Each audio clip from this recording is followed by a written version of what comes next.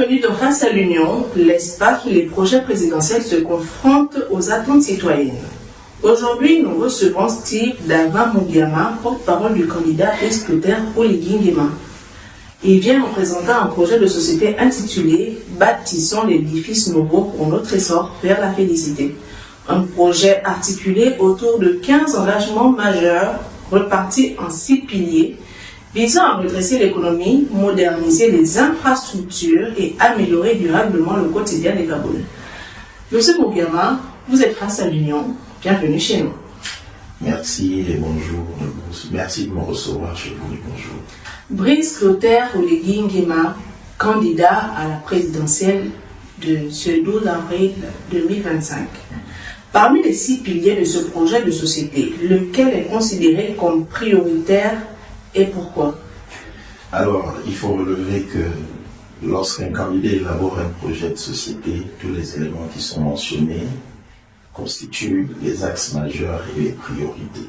Cependant, il y a certaines qui peuvent se démarquer au regard de l'urgence de la question.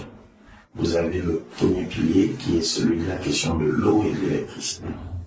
On peut dire que c'est un pilier qui se démarque parce que c'est le quotidien des Gabonais.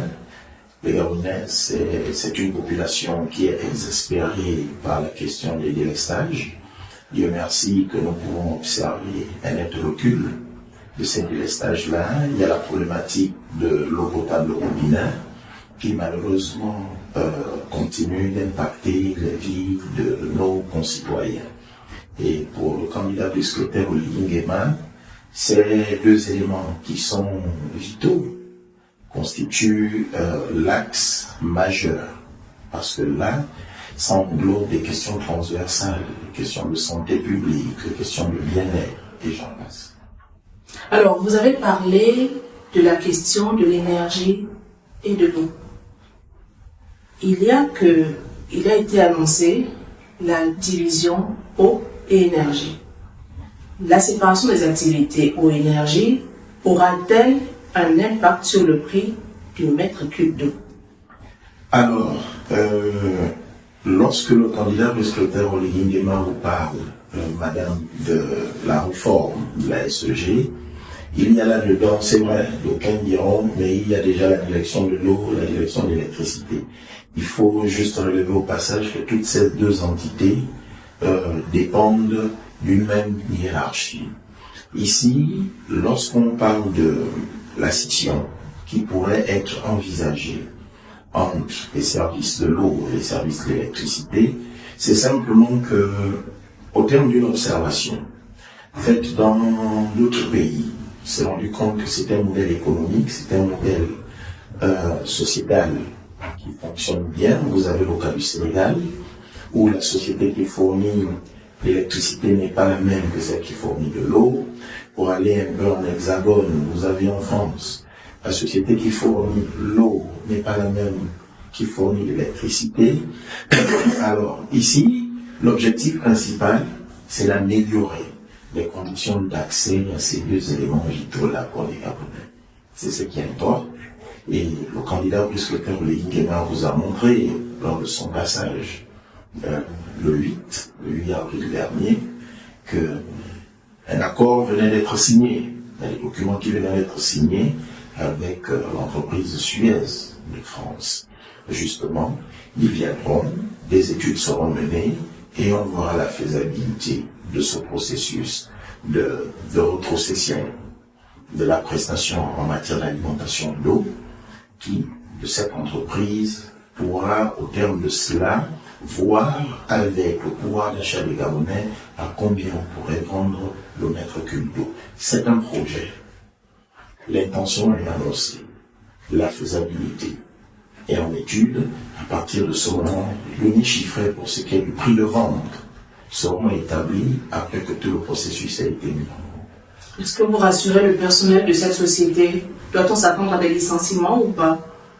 Rassurez-vous, le candidat Oligui Nguema ne prône pas la question du chômage.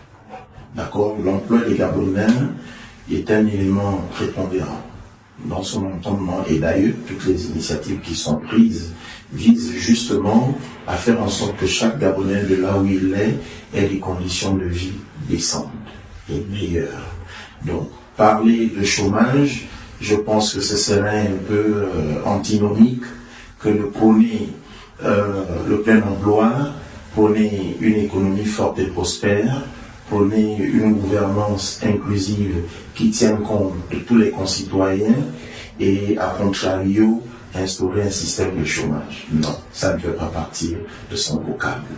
Monsieur Mugiama, vous parlez de chômage. On a vu sous la transition, le président de la transition, on n'a pas hésité, le secrétaire Nguema, a essayé de trouver une solution à ce problème en procédant à la distribution des postes budgétaires sous les 7 prochaines années. À quoi doit-on s'attendre pour régler de manière définitive la problématique du chômage au Gabon? Premier élément important à relever, la question du chômage n'est pas un élément qui est propre au Gabon. Davantage la population naît, les gens croissent, ils grandissent, la population, la démographie s'accroît, les offres d'emploi sur le marché s'adaptent au cycle. À partir de ce moment, regardez ce qui a été fait en 19 mois. Je dis bien 19 mois seulement. En 19 mois seulement, on a pu mettre à disposition le candidat, Christophe Nguema, président de la transition d'alors, a pu mettre à la disposition des Gabonais 26 000 postes budgétaires, chose qui n'est pas des moindres. Parallèlement à cela, quelqu'un me disait, lorsque le BTP va, les congélateurs sont pleins. Avec tous les chantiers qui ont été initiés sur l'ensemble du territoire, vous pourrez constater que c'est quand même plus de 12 000 emplois qui ont été créés à travers les marchés qui ont été attribués à ces entreprises. C'est dire ici que si en 19 mois, cela a pu être fait, mais madame, je vous invite à faire le calcul de ce qui a été fait en 19 mois, fois 7 ans. Qu'est-ce que cela pourrait dire de lui? Monsieur Nguema, votre candidat a un projet ambitieux. Alors, l'amélioration des conditions de vie est au cœur de ce programme. Comment le projet entend-il répondre aux urgences sociales dans le domaine de la santé, de l'éducation et du logement? Bon, là vous abordez des questions, on va dire, principielles et systématiques de gouvernance d'un État, parce que ça touche directement le social et la vie des concitoyens. Pour ce qui est de Brice Clotaire Nguema, la question de la santé, vous avez vu, en 19 mois, on va dire, vous allez à Mouila, c'est perceptible. Le centre hospitalier régional de Mouila a été refait, a réhabilité, il est flambant neuf, avec une qualité de soins qui répondent aux besoins de la population. Il existait déjà, non? Oui, le tout n'est pas qu'une structure existe. Si on a un plateau technique absent, on a des structures vétustes. Madame, il n'y a pas de différence avec l'absence de la structure. Bien. Vous allez dans la province du Moyen-Ogooué. Pour aller, je crois, à Minana ou Mwanda, il y a une structure hospitalière qui a été entièrement construite, rénovée, c'est perceptible. Vous partez de là, vous allez dans le septentrion, au Wellington. Il y a une structure médicale qui a été construite à un endroit où personne ne l'imaginait, à Zramban. Vous allez voir cette structure hospitalière flambant neuve avec un équipement de pointe qui permettait de prendre en charge les populations qui sont dans cette région, parce qu'ils sont nombreux. Et cela va éventuellement limiter les fréquences de déplacement. Pour des questions, il faut évacuer sur OIM, ensuite il faut évacuer sur Libreville. Non. Mieux encore, le candidat Brice Clotaire Nguema envisage faire une régionalisation, pour ne pas dire des structures spécialisées. À quoi doit-on s'attendre? Des structures spécialisées. C'est-à-dire, comme il le disait par province, on pourrait installer une structure qui aurait à charge le traitement de pathologies spécifiques et non de façon générique.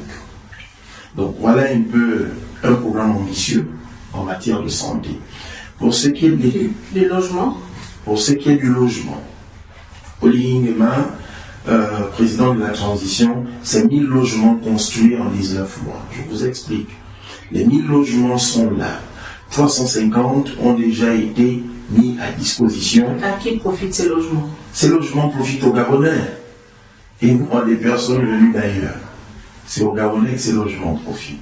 C'est perceptible, c'est là. Oui, mais dans l'opinion, il y en a qui estiment que les grands bénéficiaires sont d'abord les militaires.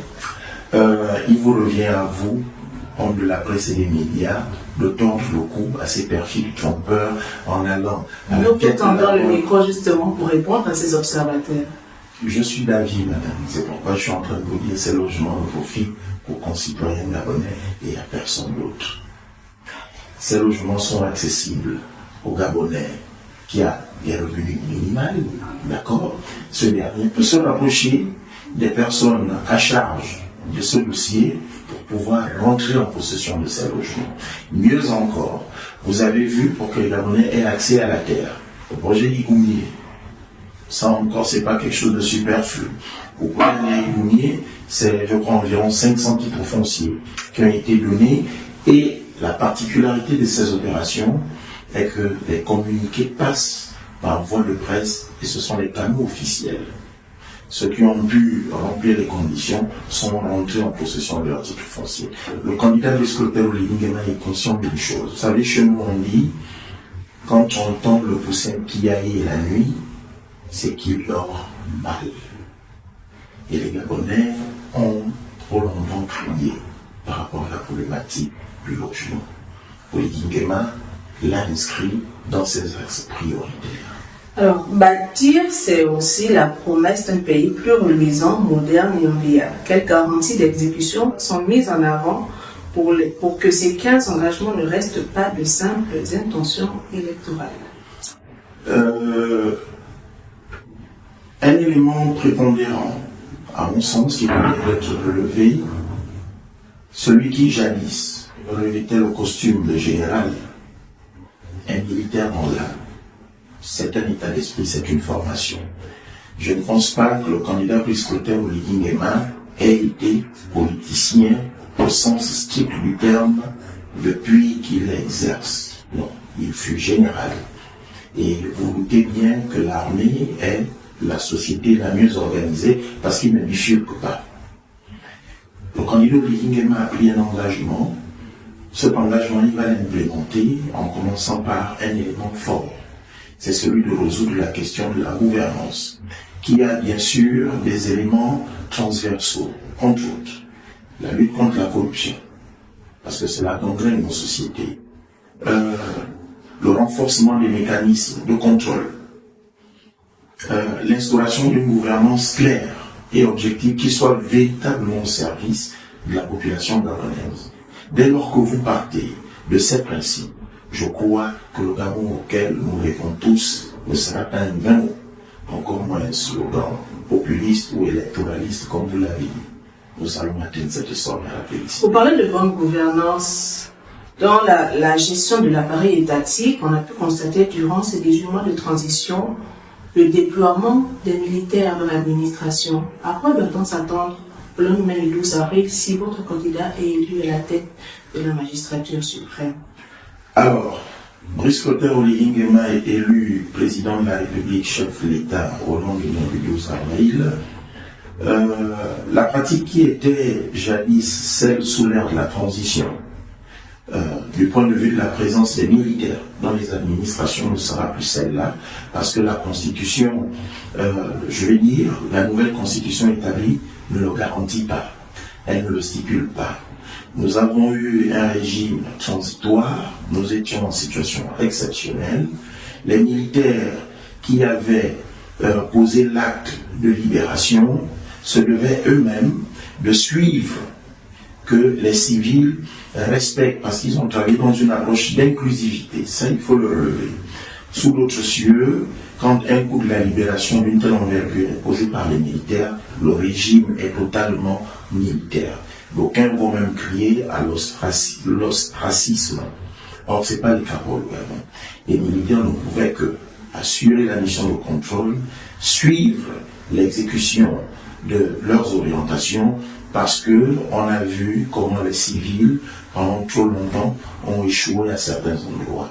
Donc, au terme de la transition, c'est clair, la charte de la transition disparaît, les organes du CTL disparaissent, les organes de la transition disparaissent, parce que nous repartons dans un régime constitutionnel normal, avec des lois qui auraient été éditées et établies à cet effet. Il y avait des chantiers qui étaient soutenus, dont le financement était soutenu par le CTRI.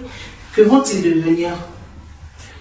Je veux vous dire, le CTRI n'est pas une entité ex nihilo au système gabonais. Le CTRI était une mesure urgente, c'est un organisme qui a été mis là sous l'ère de la transition. Les chantiers ont été financés avec l'argent du contribuable, avec l'argent des Gabonais. C'est juste que le CTRI était l'organe en charge de veiller à l'exécution de ces chantiers et à leur implémentation, au nom de la continuité de l'État. Dès lors que vous touchez aux deniers publics, il y a ce qu'on appelle le suivi, parce que l'État est impersonnel. Donc, ces chantiers ne mourront pas du jour au lendemain la veille, parce que le comité de transition pour la restauration des institutions ne sera plus là. Non, madame. Alors, sous la transition, il y a des textes qui ont été votés, mais on a l'impression qu'ils ont été taillés sur mesure. Un exemple, les officiers généraux qui peuvent désormais avoir deux épouses, ce qui a été très mal apprécié par certains observateurs. Doit-on s'attendre à d'autres textes taillés sur mesure sous les 7 prochaines années? Alors, sur cette question, pour éviter toute supputation, il faut repartir à la base. La question du mariage des corps habillés était là, elle était déjà établie. Sauf que, dans la pratique, d'accord, pour qu'un officier, un soldat de rang ou un homme de troupe, comme il s'appelle, puisse se marier, il fallait écrire, demander l'autorisation. Ça, c'est sous l'ancien régime, le régime de Chu. Il fallait demander l'autorisation au chef de l'État. D'accord? Et à partir de ce moment, il pouvait vous répondre par l'affirmative comme la négative. Il peut vous répondre rapidement ou non. À partir de ce moment, ces textes existent. Ils ont simplement été exhumés et actualisés en tenant compte d'un fait. Mais, madame, nous sommes une société organisée. Pensez-vous qu'il aurait été de bonne loi que nous prenions ici ce qu'on va appeler les postures d'adultère, ou qu'on fasse l'occulte des comportements déviants, où quelqu'un pourrait vivre avec la fille d'une personne pendant 5, 10, 15, 20, 30 ans, sans l'honorer comme la culture dont il existe? Non, je ne pense pas. C'est pour dire que ces textes n'ont pas été taillés sur mesure. Ces textes ont été élaborés en tenant compte de la réalité et des contextes qui sont les nôtres. Alors, le bâtir ensemble, c'est aussi bâtir ensemble, c'est aussi insuffler une nouvelle dynamique au sport et à la culture. Qu'avez-vous à proposer à vos électeurs qui vous regardent? Alors, pour ce qui est du sport, il aurait été plus facile d'avoir une critique rétrograde ou à reculons si et si seulement le candidat n'était pas lui-même féru de sport. Vous-même vous l'observez, le candidat du secrétaire Olivier Nguema est un sportif confirmé et avéré. C'est pour dire ici que l'homme n'entend pas laisser le sport en rade. D'ailleurs, il y a une politique qui sera initiée, celle de la refonte du sport. C'est-à-dire, il y aura un regard plus accru pour voir comment parvenir à faire en sorte que tout ce qui est sport soit perçu et mis sur le même pied égalitaire que toutes les autres activités, que tous les autres pans. Et cela me permet d'embrayer sur la culture. Vous avez le statut de l'artiste. Le statut de l'artiste, justement. Pour ce qui est des artistes, ils ne sont pas mis de côté. Ils ne sont pas mis de côté. C'est un jeu texte, justement. C'est un jeu texte, la question des droits d'auteur. Vous allez dire. La question des droits d'auteur, faire en sorte que le candidat Brice Clotaire Oligui-Nguema, si vous lui accordez vos voix au 12 avril 2025, je puis vous garantir, madame, et ça je le dis ici parce que je suis un de ses porte-parole. Les artistes vous regardent. Les artistes sont des personnes qu'il prend à cœur. Et déjà lui-même, alors qu'il n'était même pas président de la transition, il a accompagné plusieurs artistes dans leur domaine. Aujourd'hui, il sera question d'institutionnaliser la question de l'artiste. Le statut de l'artiste sera revu. D'ailleurs, instruction avait été donnée à la CNAMGS pour que la CNAMGS puisse immatriculer tous ces artistes-là pour qu'ils puissent bénéficier d'un statut et un traitement qui s'y est. Donc, c'est pour vous dire ici que la question de la culture, le statut de l'artiste, rassurez-vous, ce n'est pas mis en blanc. On parle du statut de l'artiste, il y a aussi le statut du communicateur. Nous vous regardons. Ben, écoutez, j'ai quelqu'un, pour ne pas le citer ici, qui nous a toujours rappelé un fait majeur. Il nous a toujours dit ceci.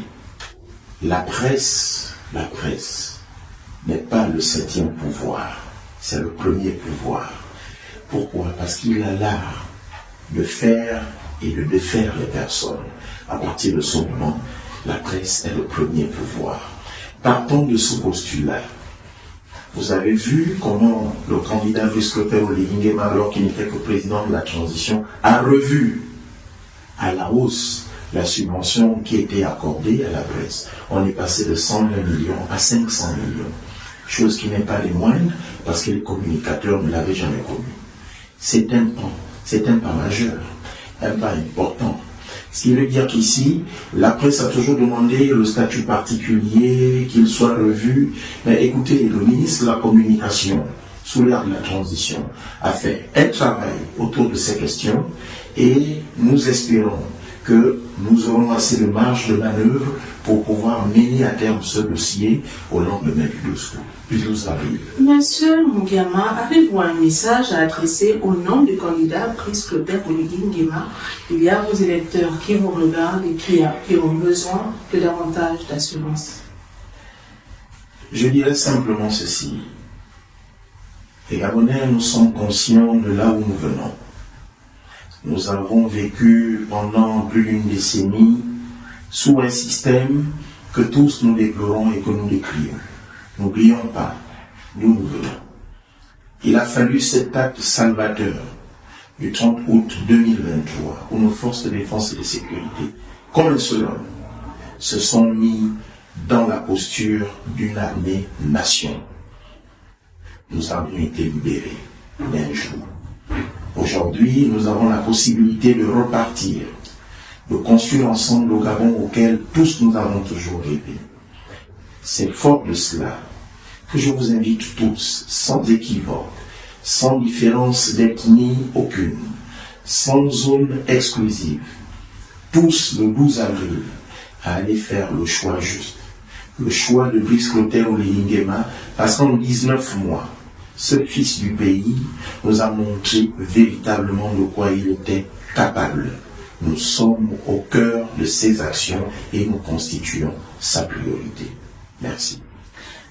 Merci, M. Nguema, de vous être prêté à nos questions. À travers ce projet de société, c'est une vision du Gabon de demain qui est en débat. À vous, citoyens, de vous informer, de vous poser les bonnes questions et surtout de faire entendre votre voix.